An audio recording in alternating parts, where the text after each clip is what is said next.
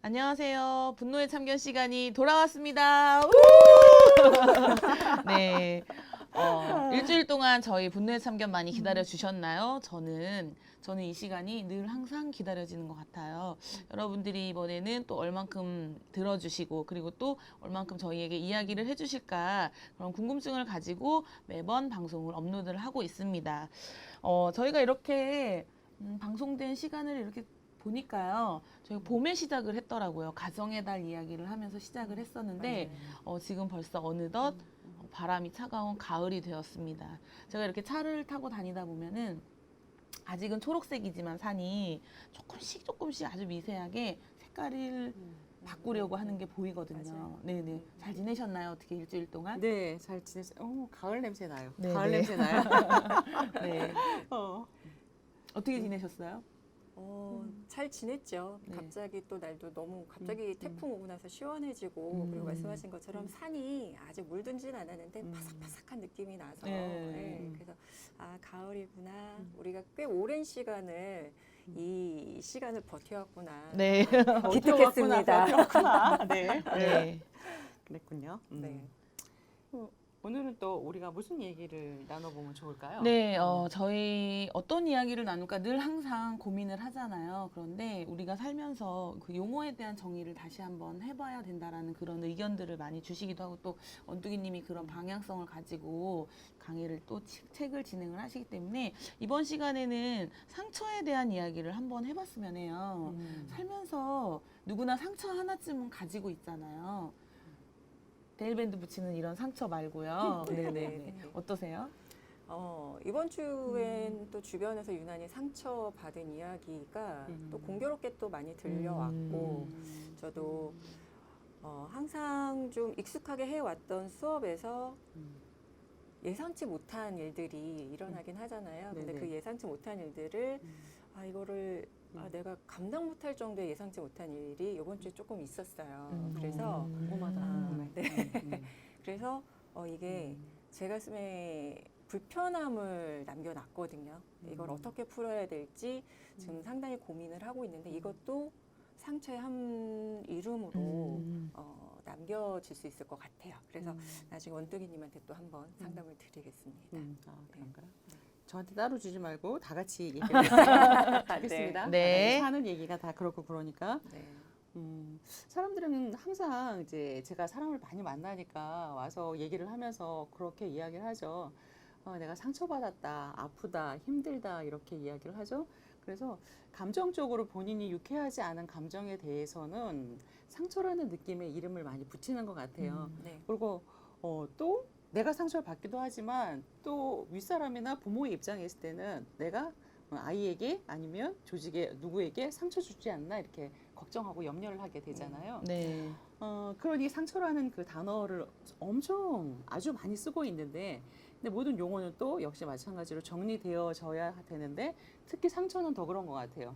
왜냐하면 언급되는 횟수가 현저하게 높을 뿐 아니라 그가 끼치는 영향이 되게 많기 때문이죠. 영향력. 근데 또 보면 상처를 줬다고 하는 사람도 내가 저 사람한테 상처를 줘서 너무 기뻐, 막 힘이 넘쳐 이러지 않고 상처를 받은 사람도 내가 상처를 통해서 성장했어 이런 것보다 힘들어하는 게 되게 많아서 오늘 이 시간에는 우리 삶에서 항상 진짜 끈끈이 주걱처럼 따라다니는 상처에 대한 정의를 같이 한번 해봤으면 좋겠어요. 네, 네. 그리고 저도 편하게 이야기를 나눌 거고 네. 혹시 이야기 듣다가 마음에 안 드시면 나는 그렇게 생각하지 않는다 이렇게 말씀해 주시면 좋고 네. 저뿐이 아니라 이렇게 저를 지그시 바라보고 계신 분도 나는 그렇게 생각하지 않는다 그러면 기탄 없이 말씀해 주시면서 저희가 같이 상처에 대한 정의를 해봤으면 좋겠습니다. 네. 자, 근데 우리가 지금 문제되는 거는 몸의 상처도 물론 되게 문제가 돼요. 그죠? 네네. 이게 몸의 상처가 깊어져서 불치다 그러면 굉장히 힘든데 마음의 상처를 이제 얘기를 하려고 하는데 그러면 마음은 잘 안 보이니까 항상 마음을 빗대어서 얘기할 때는 몸을 생각하면 좋습니다. 몸은 구체화되어 있기 때문에 훨씬 이해하기가 쉬워지겠죠. 그러면 몸의 상처부터 먼저 한번 살펴보도록 할까요? 네. 자, 우리는 일단 몸에 대해서 상처가 잘 나도록 본인을 두나요? 상처가 잘 나지 않으려고 노력하나요? 상처 안 나려고 노력을 하죠. 그러죠. 네. 그죠? 네. 상처를 되도록이면 나지 않으려고 엄청 조심한다고요. 네. 그래서 본인도 조심하고 심지어는 얼마나 조심하는지 옆에 있는 사람도 조심해. 하기 시켜요. 네. 물론 자기 가족은 그런데 가족이 아닌 사람들 이렇게 뭐 넘어질 것 같으면 어머머 이렇게 조심해. 붙여서 조심해요 네. 다쳐요라고 말하잖아요. 네. 그러면 몸에 상처를 입는 거를 조심하는 것처럼 상처라는 것에 대해서 우리는 또 마음도 어떻게 해야 될까요? 마음도 그렇게 조심해야 돼요. 조심해야 되는데 네. 사람들이 몸은 보여서 그렇게 조심하면서 마음에 대해서는 다치는지 안 다치는지 잘 모르고 있는 것. 이런 것 좀 문제가 되지 않을까라는 생각이 들면서 네. 우리가 막 조심하잖아요. 네. 그럼 조심하면 안 다치시죠? 네. 아니요. 조심해도 다쳐요. 비교적 안 다치지. 그래서 한 번도 여지까지 평생에 안 다치셨죠? 여기. 우리가 굉장히 조심하지만 네. 또 어떤 일이 있거나 어떤 상황이 있으면 이렇게 뭐 부딪히거나 하면 다치게 됩니다. 그럼 마음도 조심해도 때로는 다치게 돼요. 네.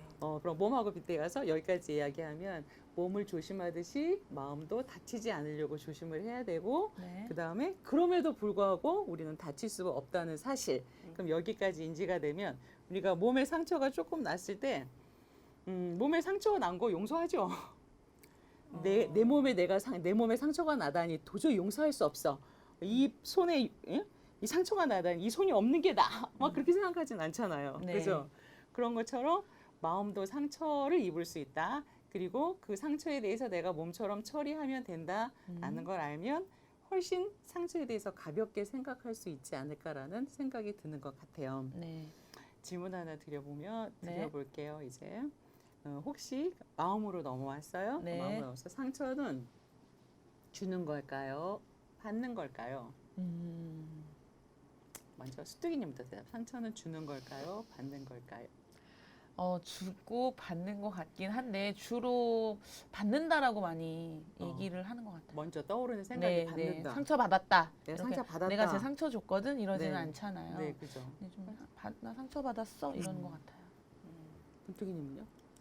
저는 이제 최근에 이런 생각을 좀 했는데 저희 집 근처에 맨발로 산책을 하는 등산로가 있어요. 네네.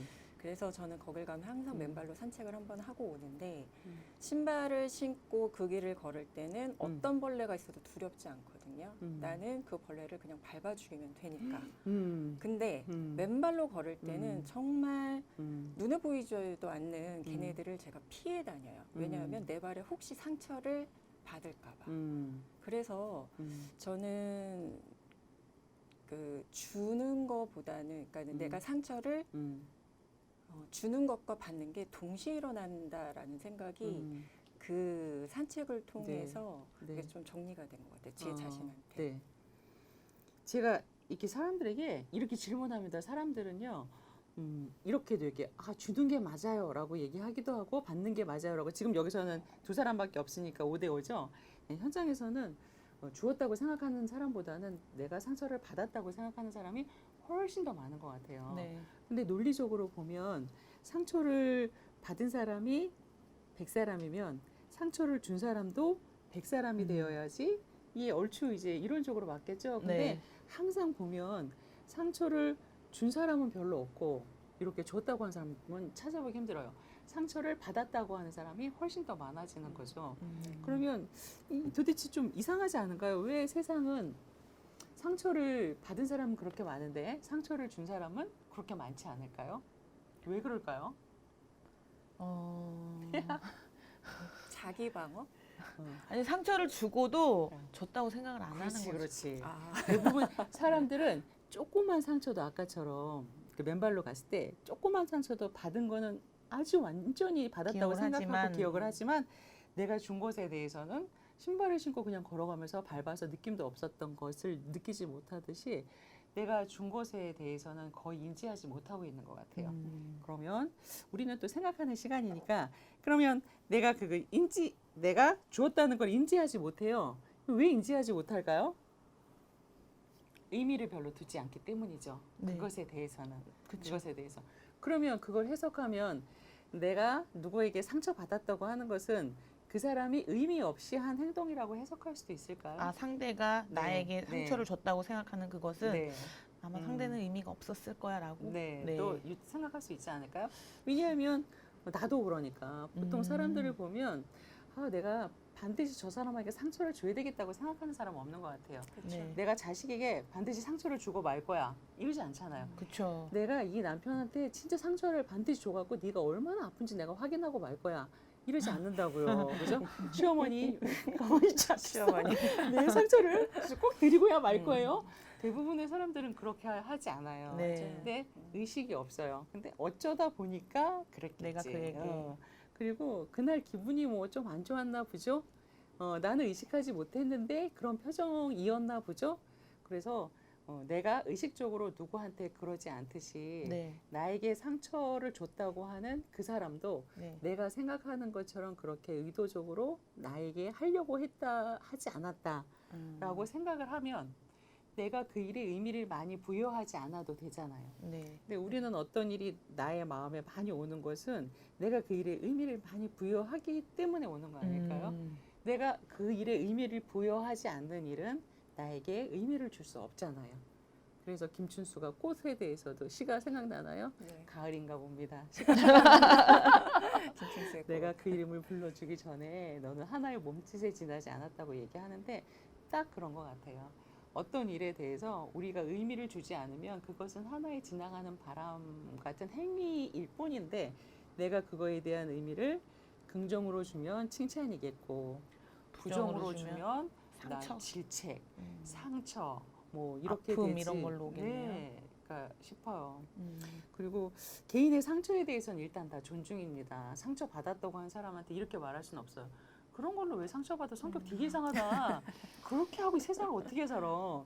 넘겨.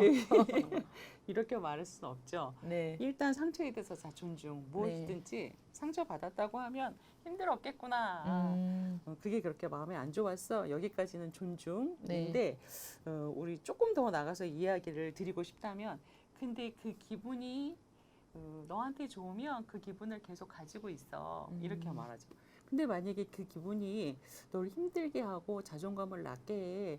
그러면 우리 다르게 한번 생각해 볼 수 있지 않을까라고 또 이야기할 수 있을 것 같아요. 왜 다르게 생각을 해도 되냐 하면 상대방이 했던 게 아주 주도적이고 강한 의지를 갖고 하지 않은 행동이기 때문이죠. 그러니까 의미를 갖고 하지 않는 네, 의미를 행동이니까. 갖고 하지 않은 거죠.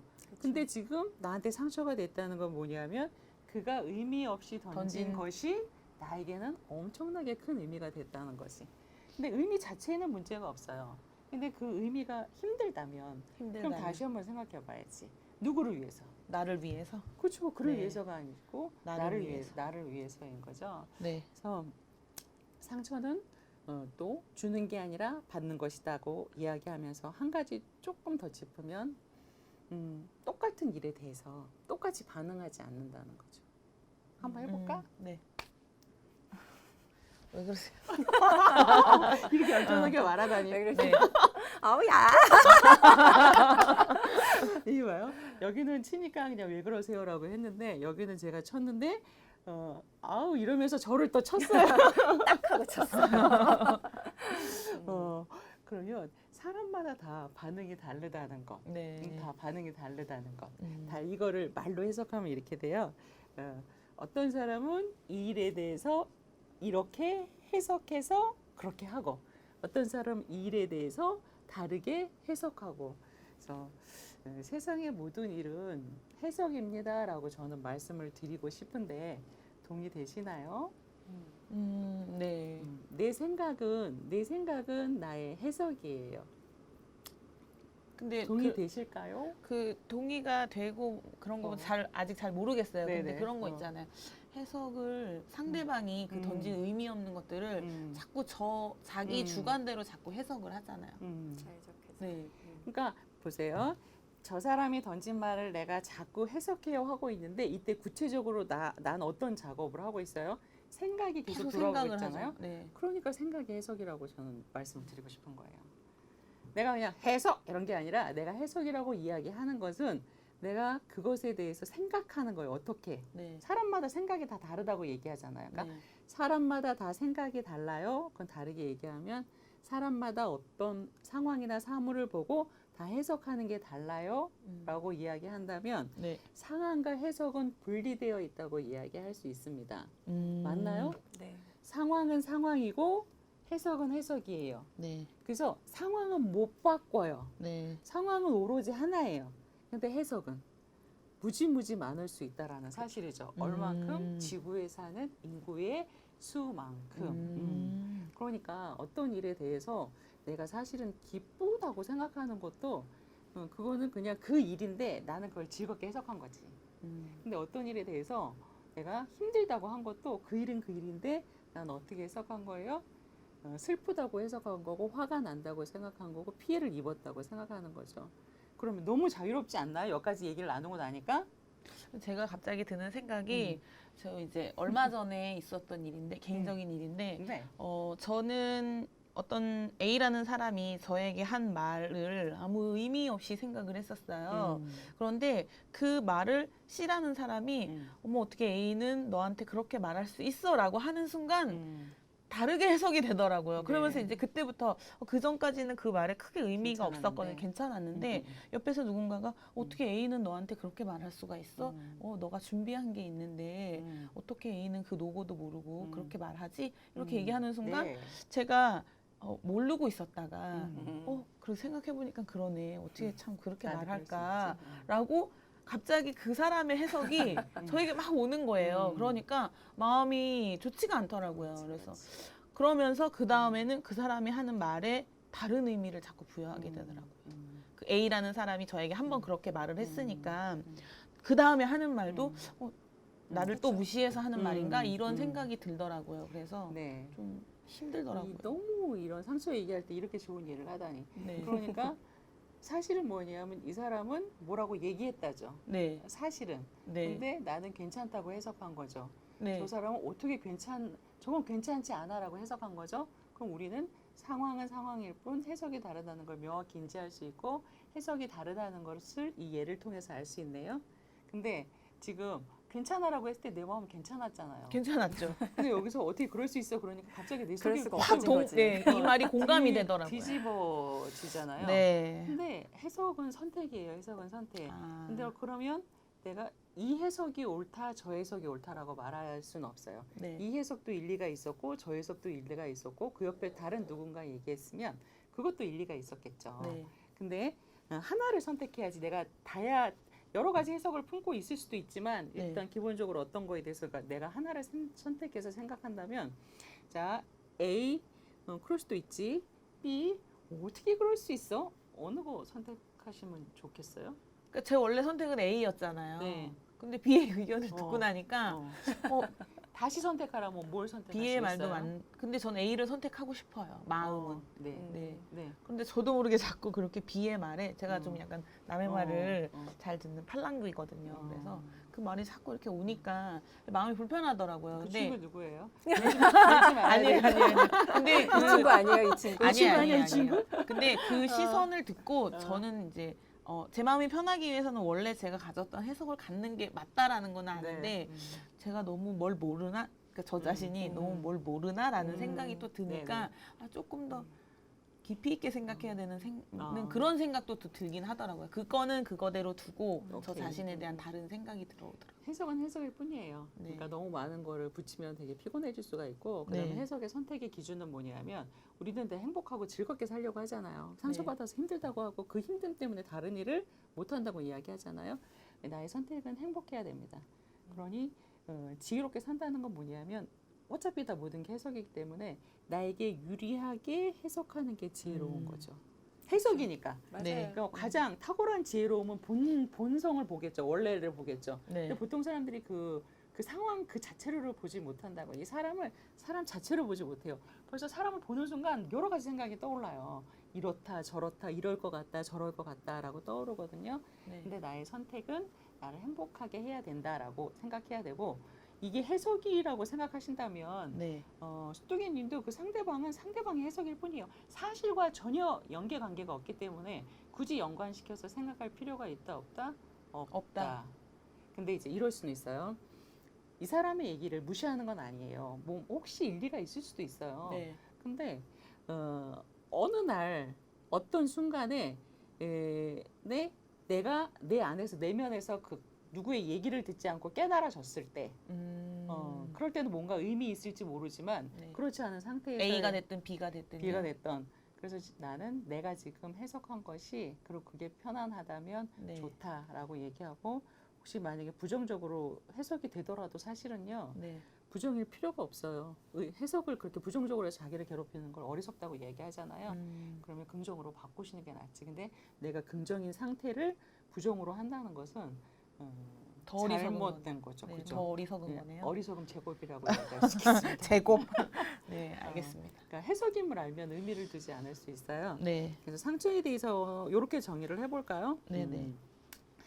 그리스의 철학자 2,500년 전에 그 에토스라는 철학자가 네. 얘기를 했죠. 하인으로 있었지만 굉장히 지혜로워서 네. 아주 여러 명언도 남기고 했는데 그분이 상처에 대해서 정의한 것이 네. 저는 이보다 탁월할 수 없다고 생각했는데 뭐라고 얘기했냐면 당신이 화가 나시나요? 그러면 그 사람이 당신을 화나게 한 게 아니라 당신이 저 사람이 나를 또 화나게 하네 라고 생각하고 있는 당신의 의견이에요. 이렇게 얘기했어요. 또 지금 기분이 슬슬 나빠지나요? 그러면서 또 저 사람이 날 건드리네 이런 마음이 드나요? 그것은 그 사람이 당신을 건드리는 게 아니라 당신이 저 인간이 또 나를 슬슬 건드리기 시작하는구나 라고 생각하는 당신의 견해입니다 라고 이야기했어요. 그래서 이야기 흐름을 타고 쭉 왔으면 우리가 이렇게 정의할 수 있지 않을까요? 상처는 상처라기보다도 내가 상처라고 해석한 것.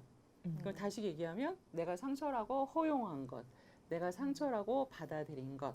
그리고 처음 시작할 때 몸하고 마음하고 비교했지요. 몸을 보호하고 되도록이면 몸이 다치지 않으려고 하는 것처럼 마음도 되도록이면 부정된 데 노출되지 않고 나를 행복하게 하려고 하는데 중심을 잡고 하셔야지만 된다. 그게 균형을 이루어야지 된다라고 이야기를 드리고 싶습니다. 자, 훨씬 가벼워지시지 않았나요? 왜냐하면 내가 저 사람의 사과를 반드시 받아내야지 내 문제가 해결된다고 생각하면 타인에게 어떻게 나한테 사과해라는 걸 받아낼 수 있겠어요. 근데 그와 상관없이 그의 행위에 대한 나의 해석이라고 생각하면 훨씬 더 편하고 자유롭게 내가 내 인생에 대한 정의와 이야기를 할 수 있을 것 같습니다. 네. 자, 상처에 대해서 이렇게 정의하고 싶어요. 네. 네. 네. 저 마음이 네. 조금 좀 더 가벼워졌어요. 네, 제가 그 A의 A의 해석을 받아들일지 B의 해석을 받아들일지 제가 선택할 수 있지만 그 마음속에 또 뭔가 올라오는 느낌이 있다면 또 네. 그거대로 받아들이면 되지 않을까 싶은 생각이 또 들기도 하고요. 지난 시간에 저희 인내에 대해서 얘기를 하면서 인내는 참는 것이 아니라 우리 선택이다라는 그런 이야기를 남겼잖아요, 마지막에.